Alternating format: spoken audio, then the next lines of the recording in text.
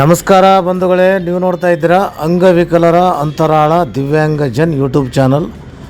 ಇಲ್ಲಿವರೆಗೂ ಯಾರಾದರೂ ಹೊಸದಾಗಿ ನೋಡ್ತಾ ಇದ್ದರೆ ಅಂದರೆ ಹಾಗೆ ಸುಮ್ಮನೆ ನೋಡೋಣ ಅಂತ ನೋಡ್ತಾ ಇದ್ದರೆ ದಯವಿಟ್ಟು ಚಾನಲ್ ಹಾಗೆ ನೋಡಬೇಡಿ, ದಯವಿಟ್ಟು ಸಬ್ಸ್ಕ್ರೈಬ್ ಆಗಿ. ಕಾರಣ ಏನಂತಂದರೆ ನಮ್ಮ ಚಾನಲಲ್ಲಿ ಸುಮಾರು ವರದಿಗಳು, ನಾವು ದಿನ ಹೊಸ ವರದಿಗಳು, ಹೊಸ ವಿಚಾರಗಳ ವರದಿಗಳನ್ನು ನಮ್ಮ ಚಾನಲಲ್ಲಿ ಪ್ರಸಾರ ಮಾಡ್ತಾ ಇರ್ತೀವಿ.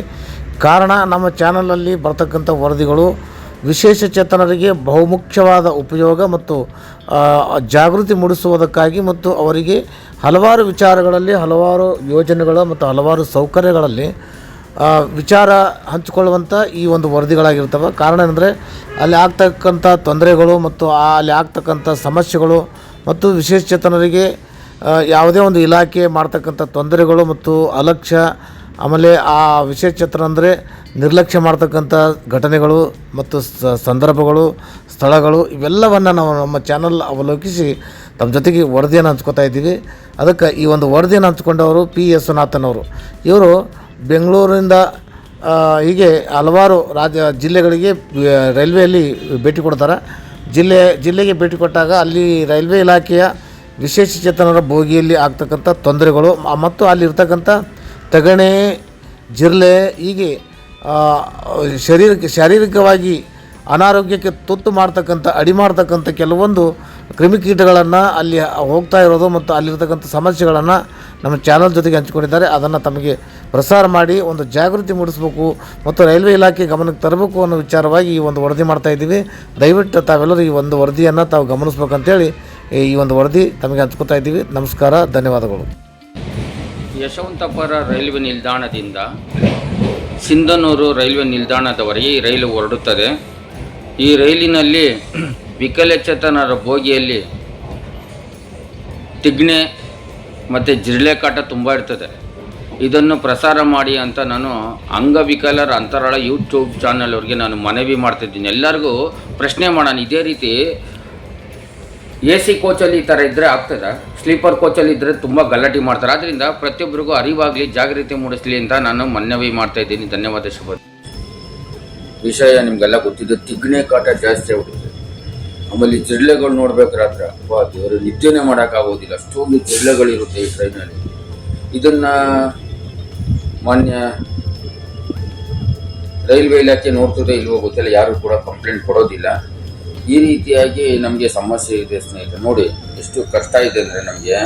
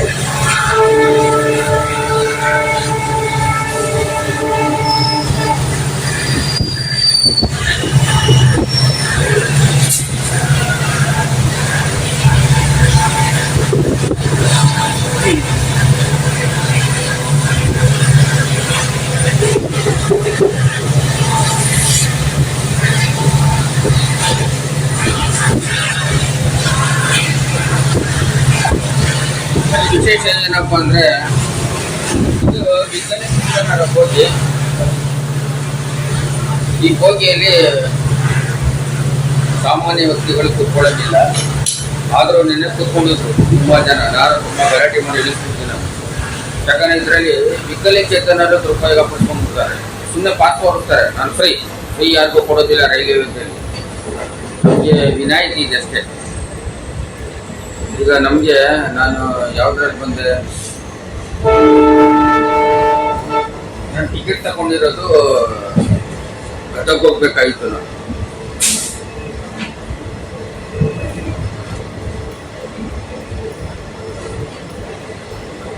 60 ರೂಪಾಯಿ ಟಿಕೆಟ್ ಗದಗಿಗೆ. ಇಲ್ಲಿಂದ ಬೆಂಗಳೂರಿಂದ ಯಶವಂತಪುರದಿಂದ 60 ರೂಪಾಯಿ ಟಿಕೆಟ್ ಹೋಗ್ಬೇಕಾಗಿತ್ತು. ನಾನು ಅದಕ್ಕೆ ಗದಗಿಗೆ ಟಿಕೆಟ್ ತಗೊಂಡಿದ್ದೆ. ಆಮೇಲೆ ಕ್ಯಾನ್ಸಲ್ ಆಯಿತು. ಇಲ್ಲ, ನಾನು ಇವತ್ತು ಕೆಲಸ ಇದೆಯಲ್ಲ ಅದಕ್ಕೆ ಕ್ಯಾನ್ಸಲ್ ಆಯಿತು ಸ್ನೇಹಿತರೆ. ಅದು ರಾತ್ರಿ 9:30 ಬಿಡುತ್ತೆ. 5 ಗಂಟೆಗೆ ಇದು ಹೊಸಪೇಟೆ ವಿಜಯನಗರ ಜಿಲ್ಲೆಗೆ ಬರ್ತದೆ. ಇದು 8:30 ಬಿಡುತ್ತೆ. ನೋಡಿ ಎಷ್ಟು ಡಿಫ್ರೆಂಟ್ ಇದೆ 2 ಟ್ರೈನ್. ಇದು ಎಕ್ಸ್ಪ್ರೆಸ್ಸು, ಅದು ಸೂಪರ್ ಫಾಸ್ಟ್. ಇನ್ನು ಇದು ತೋರಣಗಲ್ ಈಗ ಬಿಟ್ಟೈತೆ ನೋಡಿ, ಈಗ ಹೋಗ್ತಾ ಇದೆ. ಬಳ್ಳಾರಿ ಇದು ಬೊಮ್ಮನಹಳ್ಳಿಯಿಂದ ಬರ್ತಾ ಇದೆ ನೋಡಿ, ಗೂಗಲಲ್ಲಿ ಬರ್ತದೆ, GPS ಅಲ್ಲಿ. ಇದು ಹೋಗೋದು ಮಿನಿಮಮ್ 8 ಗಂಟೆಗೆ ಹೋಗುತ್ತೆ ಹೊಸಪೇಟೆಗೆ. ಆದರೆ ಅದು 5 ಗಂಟೆಗೆ ಹೋಗುತ್ತೆ. ಈ ರೀತಿ ಟ್ರೈನಲ್ಲಿ 2 ವ್ಯತ್ಯಾಸ ಇದೆ. ಅದರಲ್ಲಿ ನನಗೆ ಹೊಸಪೇಟೆಗೆ 45 ರೂಪಾಯಿ, ಇದರಲ್ಲಿ 55. ನಾನು ಇದಕ್ಕೆ ಹೋಗ್ಬೇಕಾಯ್ತಾರೆ ಗದಗಕ್ಕೆ 60 ರೂಪಾಯಿ. ಅದು ಗದಗ ಹೋಗೋದಿಲ್ಲ. ಆದ್ದರಿಂದ ಸ್ನೇಹಿತರು, ಪ್ರತಿಯೊಬ್ಬರು ನಾನು ಹೇಳೋದು ಇಷ್ಟೇ, ಸರ್ಕಾರ ಏನೇ ಆಗಿರಲಿ ಏನೇ ಮಾಡಿರಲಿ ನನಗೆ ಸಂಬಂಧ ಇಲ್ಲ. ನನಗೆ ವಿಶೇಷವಾಗಿ ಏನಪ್ಪ ಅಂದರೆ, ಸರ್ಕಾರಕ್ಕೆ ಮೊನ್ನೆ ಇಲಾಖೆಗೆ, ರೈಲ್ವೆ ಇಲಾಖೆಗೆ ನಾನು ನಷ್ಟ ಮಾಡೋದಿಲ್ಲ. ಟಿಕೆಟ್ ತಗೊಂಡೇ ಬರೋದು. ಎಲ್ಲ ವಿಕಲೇಚ ದುರುಪಯೋಗ ಪಡಿಸ್ಕೊಳ್ತಾರೆ. 45 ರೂಪಾಯಿ ಕೂಡ ಗತಿ ಇರೋದಿಲ್ಲ ಅವರಿಗೆ. ಅದರಿಂದ ಪ್ರತಿಯೊಬ್ಬರು ನಷ್ಟ ಮಾಡಬೇಡಿ, ಎಲ್ಲ ಹೋರಾಟ ಮಾಡಿ. ಧನ್ಯವಾದ.